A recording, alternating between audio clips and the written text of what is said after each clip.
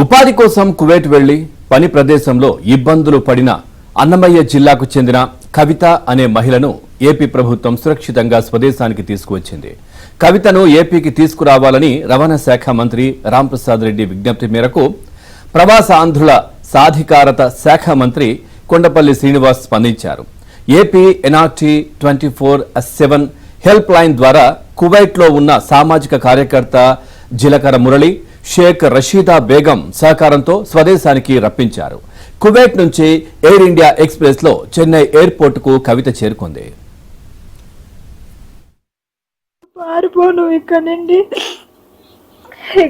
నువ్వు పారిపో అని అంటున్నాడు అన్న. నేను పారిపోవాలంట.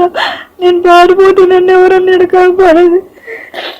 నాకన్నా బిడ్డలు ఉన్నారు, 3 ఆడబిడ్డలు. నాకు నా మొగుడు అని కావు. బతికిరువు కోసం ఇక్కడికి వస్తే నాకు టార్చర్ చూపిస్తాండ్రన్నా. ఇంతవరకు అన్నంలో సంబేపల్లి మండలం నారాయణరెడ్డిపల్లికి చెందిన కవిత జీవనాధారం కోసం కువైట్ వెళ్లారు. అక్కడ ఓ గదిలో బంధించి చిత్రహింసలకు గురి చేస్తున్నారని, తనను కాపాడాలి అంటూ మంత్రి మండిపల్లి రాంప్రసాద్ రెడ్డికి వీడియో సందేశం పంపించారు. తన భర్త దివ్యాంగుడని, 3 పిల్లలున్నారని, తనను స్వగ్రామానికి తీసుకువచ్చే విధంగా చూడాలి అన్నారు. దీనిపై తక్షణం స్పందించి కవితను స్వస్థలానికి తీసుకువచ్చేందుకు మంత్రి కొండపల్లి శ్రీనివాస్ ఏర్పాట్లు చేశారు. 12 గంటల్లో స్పందించిన ప్రభుత్వం కవితను ఏపీకి తీసుకొచ్చింది. తనను సురక్షితంగా స్వదేశానికి తీసుకువచ్చిన ప్రభుత్వానికి కవిత కృతజ్ఞతలు తెలియజేశారు.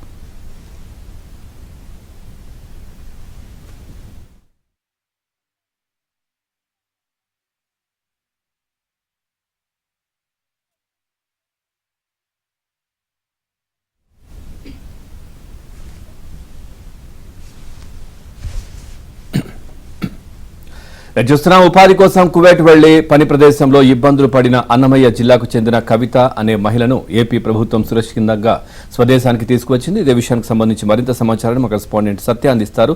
సత్య, పూర్తి డీటెయిల్స్ ఏంటి?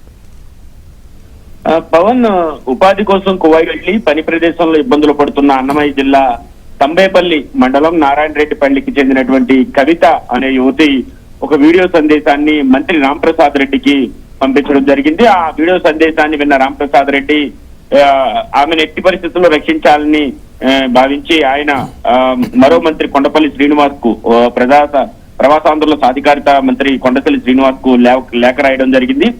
దీంతో ఏపీ ఎన్ఆర్టీ 24/7 హెల్ప్ లైన్ ఏదైతే తెలుగుదేశం పార్టీ కేంద్ర కార్యాలయంలో ఉందో, అదేవిధంగా అనుబంధంగా ప్రభుత్వం వైపు నుంచి కూడా పనిచేస్తూ ఉందో దానికి సంబంధించి ఇమీడియట్ గా అలర్ట్ చేశారు. దీనిలో భాగంగా సామాజిక కార్యకర్త జిలకర మురళి, అదేవిధంగా షేక్ రషీదా బేగం వీరిరువురు కువైట్ లో ఉంటారు. వీరిద్దరితో కూడా మాట్లాడడం జరిగింది. దీంతో గత రాత్రి Kuwait air India express flight number X698 ద్వారా కవితను ఉదయం 7 గంటలకల్లా చెన్నై ఎయిర్పోర్ట్ కు తీసుకురావడం జరిగింది. ఉపాధి కోసం ఎన్నో వ్యయ ప్రయాసాలు కోర్చి ఆర్థికంగా నిలదొక్కునే ప్రయత్నంలో భాగంగా కువైట్ వెళ్లిన కవిత 3 ఆడపిల్లలు ఆమెకున్నారు. పని ప్రదేశంలో అనేక ఇబ్బందులకు గురవడంతో వీడియో ద్వారా సందేశాన్ని తెలియజేశారు. కన్నీటి పర్యంతమయ్యారు. ఆమెకు ఎదురైన ఇబ్బందుల దృష్ట్యా దగ్గరలో ఉన్న తన సోదరి వద్ద తాత్కాలికంగా ఆశ్రయం పొంది రాష్ట్ర రవాణా శాఖ మంత్రి మండిపల్లి రాంప్రసాద్ రెడ్డికి వీడియో ద్వారా సందేశం పంపారు కవిత.